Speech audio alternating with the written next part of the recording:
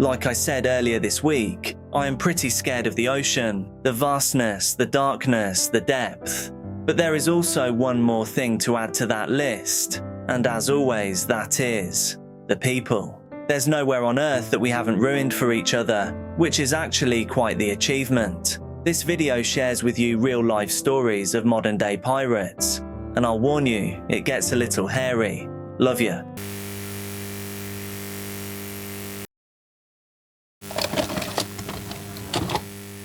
On the night of April 25, 2009, passengers aboard the MSC Melody were several days into what should have been an uneventful 22-day cruise from Durban, South Africa to Genoa, Italy. The ship was already taking precautions for a problem that didn't sound too realistic for a cruise ship. Pirate activity off the Horn of Africa had been increasing, so the Melody had altered its route to keep farther away from the Somali coast, adding hundreds of miles to the journey and frustratingly cancelling a planned stop in Egypt. Even with those precautions, at around 11:30 that night, a small speedboat appeared beside the ship. There were 6 men aboard. At first, some passengers did not understand what they were looking at. One group saw the boat following the ship from behind. Then they noticed a rope being attached and a man attempting to climb towards the deck. The passengers closest to him reacted before much of the crew even knew what was happening. They began grabbing whatever they could find and throwing it down towards the man climbing the side of the ship.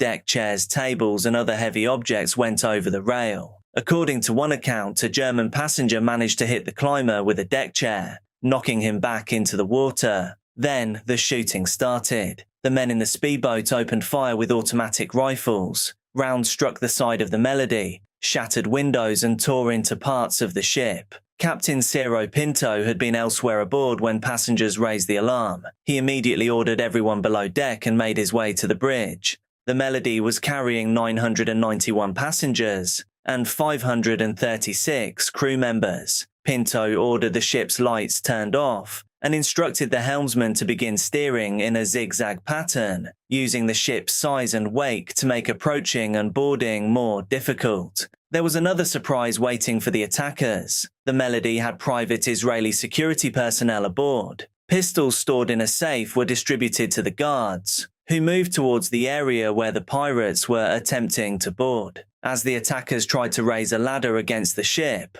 crew members turned high-pressure fire hoses on them, soaking the boarding area and making it almost impossible to climb. Then the security team opened fire. Accounts differ over whether the guards fired warning shots into the air or directly towards the attackers, but the effect was immediate. The pirates abandoned their attempt to board. They returned to their speedboat and began pulling away, still firing at the Melody as they retreated. Some reports suggested the gunfire continued for another 10 to 20 minutes. Despite the amount of fire directed at the vessel, there were no fatalities aboard. Most reports described only minor injuries, although one British passenger later said he suffered injuries from a glancing impact and flying fragments. The Melody itself was left with shattered windows and bullet damage, but the attackers never made it onto the deck. Eventually, the speedboat disappeared, and a Spanish warship was later sent to escort the cruise ship as it continued towards Aqaba in Jordan. The incident also stood out for another reason. At the time, most commercial ships avoided carrying armed personnel because of legal safety and liability concerns. The attack on the Melody became one of the first widely reported occasions in the modern piracy crisis, where armed private security aboard a passenger vessel exchanged gunfire with pirates and successfully prevented them from boarding. The passengers had expected a long cruise through the Indian Ocean and Mediterranean. Instead, hundreds of miles from Somalia, they found themselves throwing deck furniture at armed men trying to climb aboard while gunfire struck the ship around them. And somehow, thankfully, the pirates never made it on board. That would have been a very different story.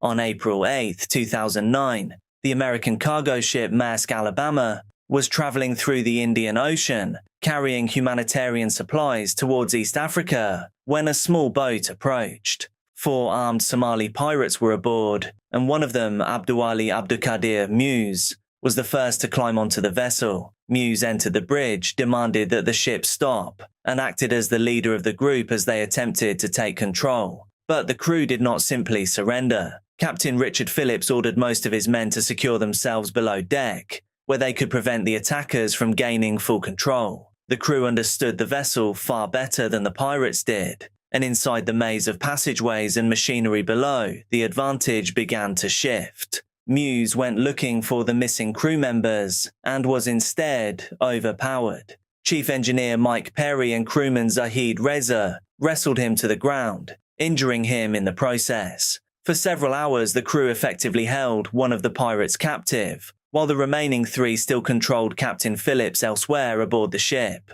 Negotiations began. The pirates reportedly wanted millions of dollars in ransom, but Phillips eventually offered them money that was already aboard the vessel if they would simply leave. An agreement began to form in which the attackers would depart, using one of the enclosed lifeboats. But the exchange went wrong. Muse entered the lifeboat before Phillips had been safely returned, and Phillips ended up leaving with the pirates. The situation had now changed completely. Instead of controlling an enormous cargo ship, 4 armed men were confined inside a small lifeboat, with an American captain as their hostage. The United States Navy arrived quickly. The destroyer USS Bainbridge began shadowing the lifeboat, while negotiators attempted to secure Phillips's release. For several days, the small orange craft drifted through the Indian Ocean surrounded by American military forces. Inside, conditions became increasingly difficult, and the pirates repeatedly threatened consequences if they were not allowed to escape. Muse was also suffering from the injuries he had received during the struggle with the crew. On April 12th, he agreed to board the Bainbridge for medical treatment and negotiations. Once aboard the American warship, he was separated from the other 3 pirates, leaving Phillips alone in the lifeboat with them. When US Navy personnel believed Phillips was in immediate danger, 3 Navy SEAL marksmen fired almost simultaneously. All 3 remaining pirates were fatally struck, and Richard Phillips was rescued. Muse was now the only surviving member of the group. He was taken to the United States and prosecuted in New York, where his exact age became an issue because his family maintained that he was still a minor, while American authorities determined that he could be tried as an adult. In 2010, Muse pleaded guilty to charges, including hijacking, kidnapping, and hostage-taking. He told the court he was deeply sorry and said his actions were connected to conditions in Somalia. In February 2011, he was sentenced to 33 years and 9 months in federal prison. The hijacking would later become internationally famous through the film Captain Phillips. At around 5:50 on the morning of November 5, 2005, passengers aboard the luxury cruise ship Seaborn Spirit were suddenly woken by the sound of gunfire. The ship was traveling through the Indian Ocean, roughly 100 miles off the coast of Somalia, carrying 151 passengers and 161 crew members. It was on its way from Alexandria in Egypt towards Mombasa, Kenya, when 2 small speedboats appeared alongside it. There were several armed men aboard each one, and they immediately opened fire. Automatic rounds struck the side of the ship, while the attackers also launched rocket-propelled grenades towards the vessel. One rocket penetrated the side of a passenger cabin, while another reportedly struck the stern. Windows shattered and parts of the ship were damaged, but remarkably no passengers were seriously injured. Captain Sven Erik Pedersen quickly ordered everyone to stay inside and away from the windows. He deliberately avoided sounding the normal emergency alarm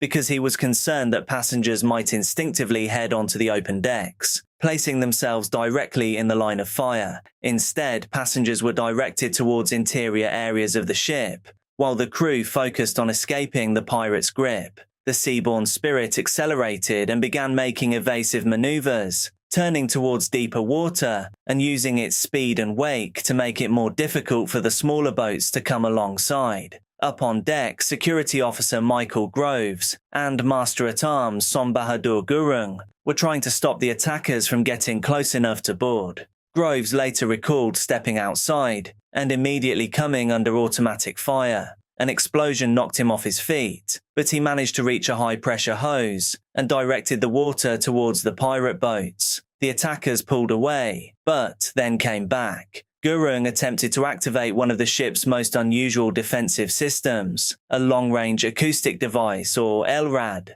The device could project an extremely powerful and painful beam of sound over hundreds of meters, making it difficult for anyone in its path to continue approaching. Before Gurung could fully operate it, he was struck by shrapnel and collapsed. Groves dragged him to safety and then returned to the LRAD himself. The sonic device was aimed towards the attackers, while the crew continued using water hoses, and the captain kept the ship moving at speed. Together, those measures prevented the pirates from getting close enough to board. The attack continued for roughly half an hour before the speedboats finally fell away. The ship abandoned its planned stop in Mombasa and instead headed for the Seychelles, where the damage could be inspected and repaired. Groves and Gurung were later formally recognized for their actions and received honors for bravery. The incident became one of the clearest early warnings that Somali piracy was no longer confined to slow-moving cargo vessels close to shore. Even a luxury cruise ship, traveling far out in the Indian Ocean, could become a target. Just a quick one. For some reason, my videos are normally seen by just 1 to 2% of my subscribers. I actually don't know why. Regardless of the reasons, it's making it extremely challenging to keep this show on the road. And I promise I don't like to do this. It makes me feel like Oliver Twist or something. But please do consider becoming a channel member. There are currently 343 of you, and I'm aiming for the crazy goal of 1,000 by the end of 2026. You get things like early access to videos, our behind-the-scenes podcast, and of course my eternal gratitude. Thank you, and I love you all. Now, back to the video. In 2019, Captain Varun Rajpakalapati was commanding a 47-meter superyacht on a passage from the United Arab Emirates towards the Mediterranean, when the first officer called him back to the bridge with a message no captain wants to hear. Captain to the bridge, pirates. It was around 1 p.m. in broad daylight, with little else visible around them. On the radar, one small skiff had begun following the yacht from behind, matching both its speed and course. When the vessel altered direction, the skiff altered with it. When the captain increased speed, the smaller boat did the same. Then, more contacts appeared. 3 fast-moving boats began closing from one side, with another 3 approaching from the other. Including the original skiff, 7 vessels were now converging on the superyacht. Varun immediately ordered maximum speed, which was around 15 knots. The large superyacht produced a substantial wake, making it difficult for the smaller boats to approach closely enough for anyone to board. The yacht also began making evasive maneuvers, while the crew activated their anti-piracy procedures. Non-essential crew were sent into a fortified citadel room inside the vessel. It had been prepared in advance with emergency communications, food, water, and sanitation supplies, sufficient for all 13 crew members for up to 7 days. If boarding became unavoidable, the remaining crew would shut down the engines, take the keys, and retreat there as well. The yacht also had something the men in the skiffs may not have expected: a 3-person professional armed security team. The guards arrived on the bridge wearing tactical equipment and body armor. Varun, himself an Indian Army veteran, was given a helmet, protective vest, and a shotgun in case the situation deteriorated further. For more than an hour, the 7 skiffs continued following them. Varun could see weapons aboard the smaller boats, which repeatedly moved closer before dropping back through the heavy wake. The crew broadcast their position and a description of the threatening vessels over the International Maritime Radio Channel, warning other ships in the area, but no immediate rescue was coming.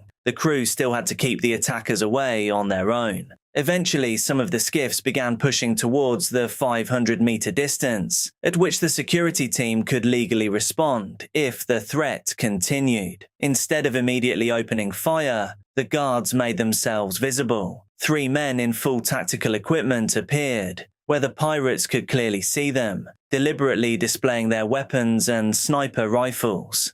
That changed the situation. Combined with the yacht's speed, evasive movements, and heavy wake, The sight of an armed security team appeared to convince the attackers that this was not an easy target. After roughly another half hour, the skiffs finally broke away. The vessel continued towards the internationally patrolled transit corridor near Somalia. Nobody had boarded. No shots needed to be exchanged. The entire encounter had been stopped by preparation, speed, and the moment the pirates realized the yacht they had been chasing was ready for them. Thank you so much for watching. I'm uploading daily true crime and dark content here on this channel, so make sure that you're subscribed, hit like on the video, and also drop a comment so you get shown more of my stuff.